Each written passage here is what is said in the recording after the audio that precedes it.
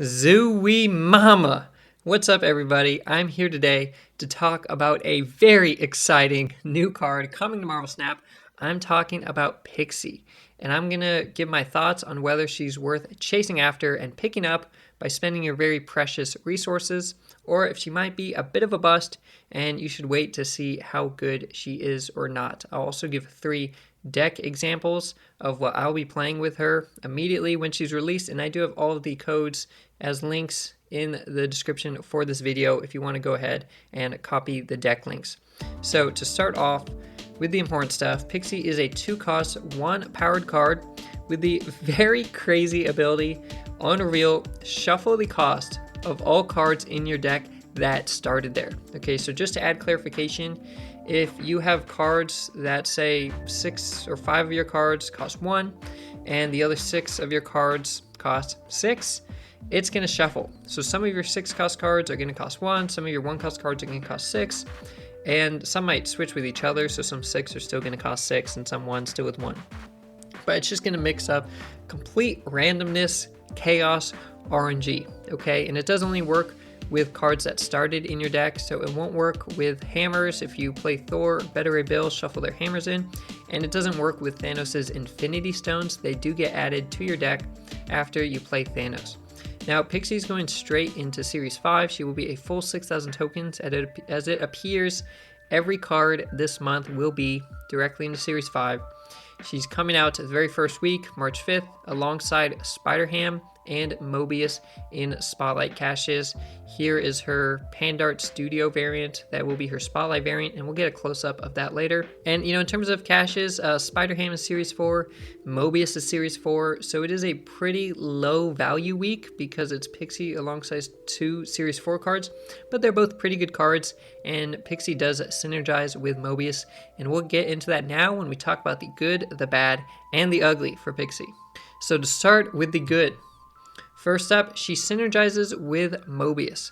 Okay, in my example, if you switch the cost of 1 and 6 cost cards, and let's say you drew, let's say Iceman, but Iceman now costs 6 because he traded his cost with a Doctor Doom in your deck, for example. You can play Mobius on turn 3 after playing Pixie on 2, and now Iceman goes back to costing 1 while in your hand. Okay, because his cost can't be increased if you have Mobius on the board. So Iceman goes back to being a 1-cost card, and your Doctor Doom would still cost 1 when you draw it if he traded with Iceman. You just still need to draw the Doom, but it will still cost 1. Okay, so Mobius can help you out there. Some games you just win by turn 3. If you play Pixie on 2, and turn 3 you draw a 1-cost Doctor Doom, you're gonna win that game. Okay, now, if you think you're going to get more good draws, or let's say your hand's really good, you can snap before playing Doctor Doom, maybe even snap before playing Pixie if you're really confident.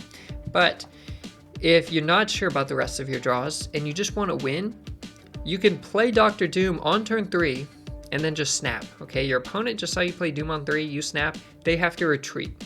Okay, you're almost guaranteed that they will retreat after you played a 1-cost Doctor Doom on turn 3. I mean, it's just a wand game. Your opponent doesn't know what else you're drawing, if you're going to draw more good cards, and so you might just win games like that. Okay, just take a nice 1-key win. She also allows you to bluff snap after your turn 3 draw. So you play Pixie on 2, turn 3, regardless of what you draw, you can just snap. Okay? Turn 3, let's say you draw a 6-cost Iceman. That sucks. I mean, that's bad. That's a horrible draw. You may need to play Mobius just so you can even play Iceman. If you don't have Mobius, you've got this 6-cost Iceman. It's basically, worthless. But your opponent doesn't know what you drew. They just saw you play Pixie on turn 2. They're worried you're going to play a 1, 2, or 3-cost Doctor Doom on turn 3. So at the start of turn 3, you snap.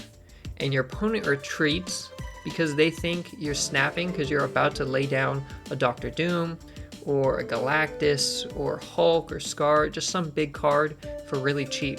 Okay, so she actually allows you to bluff because it's very intimidating. I mean, if you see your opponent playing Pixie, you're like, am I just going to lose? Are they just going to draw like these huge power cards for cheap? So I think that's a big benefit, that, you don't even need to draw something good your opponent's going to be scared that you did draw something good. So you can just snap even if you didn't. So I'm excited to try that. I think it's going to make for some great highlights. And then you can hold your 0 cost or even 1, 2 cost cards that are actually really big, powerful cards in hand for later turns. In terms of the bad, she's countered by your opponent's Mobius. Okay, so while Mobius is good for you because it means your cheaper cards that did get more expensive stay cheap, if you did have bigger cards, more expensive cards like say Dr. Doom that are getting flipped to becoming cheaper, those will go back up to their original cost. Okay, so if your opponent plays Mobius, Pixie does not help you at all. Okay, even if you have a Mobius on your side of the board and your opponent has Mobius, all of your cards will just cost their original cost. So Pixie essentially did nothing. It means you played a 2 cost, 1 powered card that did nothing, and that sucks. Okay, so Pixie gets pretty hard countered by Mobius, just like Mr. Negative does. She doesn't work with Thanos' stones, like I mentioned. Really remember that. Because the cards need to start in your deck and Thanos stones do not. So don't think you can put Thanos in your deck and a bunch of 6 cost cards and the stones will flip costs with the 6 cost cards. They won't. Don't try it. Okay. She is a deck building challenge. You kind of need a pretty specific deck. You need stuff that's good when flipped, which means you need some really big, powerful stuff and then some really cheap cards. And half of those really cheap cards, if they do flip, are just going to be kind of useless. They're just going to sit in your hand because you're not going to play a 1 cost card for 6, right? That sucks. She's bad if you draw late. If you draw Pixie on turn 6, it's not going to do anything. If you draw her on turn 5, you're only getting 1 turn to draw. Okay, again, it's not changing any cards in your hand. It's like Mr. Negative, where it changes the cost of cards in your deck. So the earlier you play her, the better she is because you have more turns to draw. And then again, sometimes she does nothing or even hurts your hand. Okay, you're either making your draws better or worse, but it's ebb and flow. Not all cards are getting discounted. Some are getting better, some are getting worse. I mean, you don't know. It's a ton of RNG. And I'll say right now, I didn't put this on here, if Pixie ends up being good, like even just solid and competitive, she will get nerfed. Okay, it's so RNG heavy, it's so luck based. Even if she's not amazing or OP, even if she's just like a good card that's seeing play in any top meta deck, people are going to complain about her. Second Dinner will have a lower threshold for her, and she will get nerfed because of how random and wild it is. Now, this is my reminder that if you are liking this video, to please like the video, gives it a thumbs up, and subscribe to my channel for more, because I do these type of videos for every single new card coming to Marvel Snap. And I've also got some other great videos, content, and resources for you guys here on this channel and in my Discord. And the link to my Discord is in the description for this video if you want to check it out. So let's get into my 3 Pixie decks. So first up, we've got Pixie Janejaw. Now I mentioned how with Pixie, you're often going to want some really cheap cards and then some more expensive cards, and how that's kind of a deck building challenge. Pretty similar to Lockjaw. Okay, we're going to see a lot of Pixie and Lockjaw being played together, I believe, even though Lockjaw did take a bit of a nerf. He's still a good boy, come on now. So we do have Pixie, we have Wasp and Yellow Jacket. These are the only 2 0 cost cards that you can play that Pixie will shuffle. Okay, again, these cards have to start in your deck, so Wasp and Yellow Jacket do meet that condition.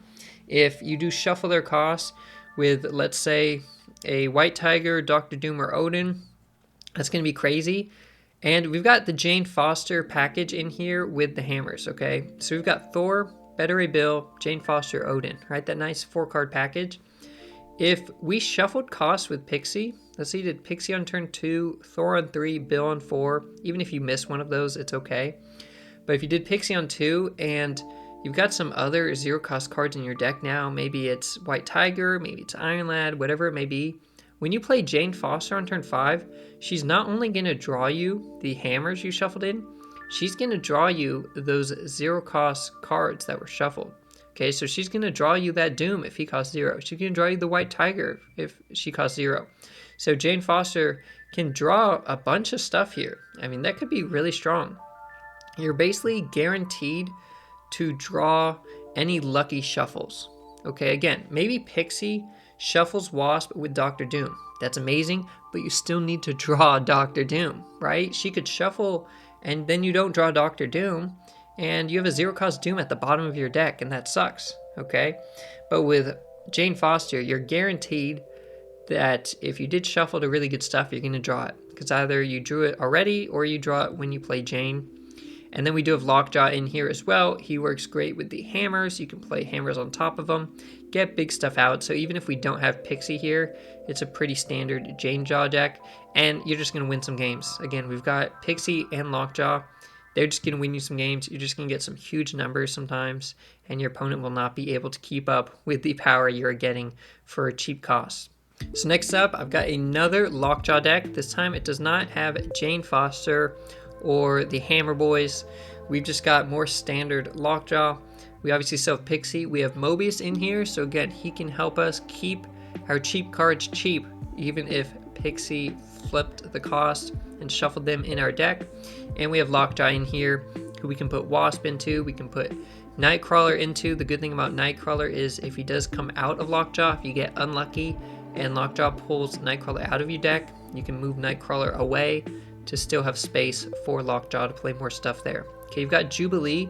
Jubilee's doing two things. I mean, she's a great card to play on top of Lockjaw because she'll bring in a new card, and then Jubilee herself will shuffle in. But with Pixie, if you did already have Jubilee in hand, you can use Jubilee just to draw cards out of your deck, okay? And you like having that. You like drawing stuff. And you could even get Jubilee for really cheap if she happened to shuffle cost. So other than that, we've got standard Lockjaw. We do have Obsidian. He can be discounted by Zabu. You can play him with Nico or Nightcrawler. And with Nightcrawler, you can play Call on the location he's currently in. Or you can move Nightcrawler to a different location and play Call there. Okay, so very kind of flexible on where you end up putting Call, and sometimes you're just going to get him out of Lockjaw. Then we've got Vision, Doctor Doom, She-Hulk, just these big, strong cards. Again, another deck that's just going to win you games when you get a bit lucky. Last up is my most wild and experimental deck. This is a Pixie draw. So you might notice I've Adam Warlock in here, the new 5-cost, 4-powered Adam Warlock. And this could be a real thing, okay? The problem with Adam Warlock and why him being a 5/4, people are still complaining about him, because like, so what? You draw a card. Like, what's the big deal? You're just drawing one card for turn 6, but you're kind of losing your turn 5. But with this deck, if you have Pixie and you're shuffling stuff, that 0-cost Doctor Doom that's near the bottom of your deck, if you can draw that with Jane Foster, or you didn't have Jane Foster, maybe you draw it with Adam Warlock because he gives you one extra draw, then you now have it, okay? He can be the difference between just playing Odin on turn 6 and playing Doctor Doom plus Odin on turn 6, right? So draw is really important here.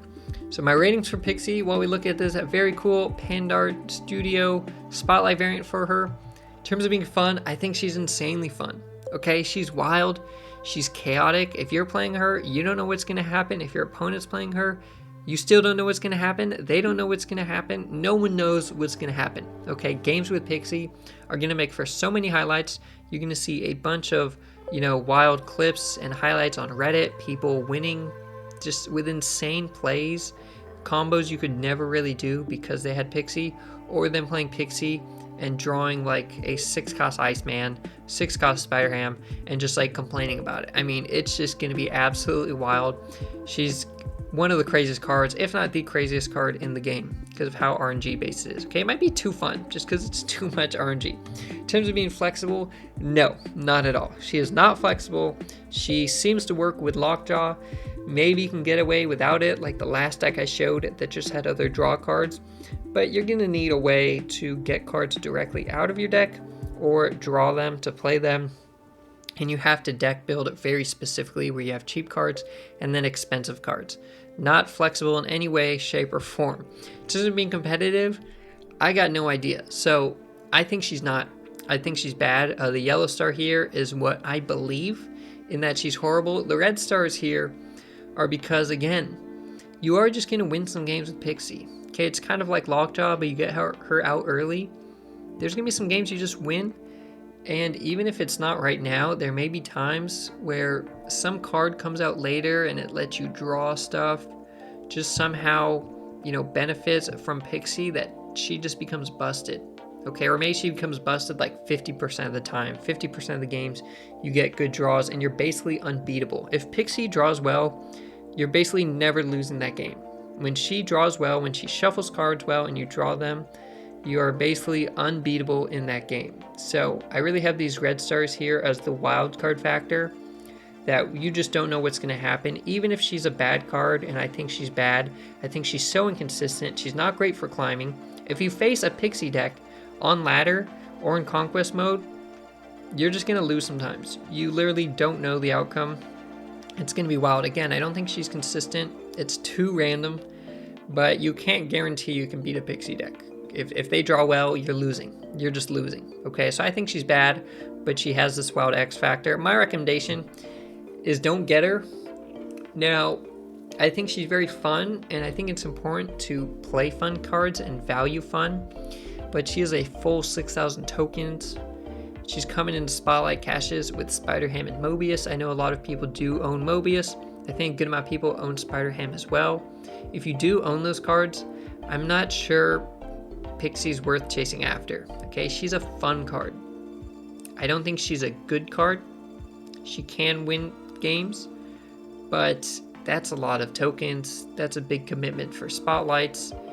Unless you need the other cards, I would not open for her, or at least wait a couple days, see what people are playing, see what they think about her, because I think she's less consistent than Mr. Negative. So let me know what you think of Pixie in the comments. Let me know what combos you're excited for, what decks you will be playing her in. And until then, stay positive. See you next time.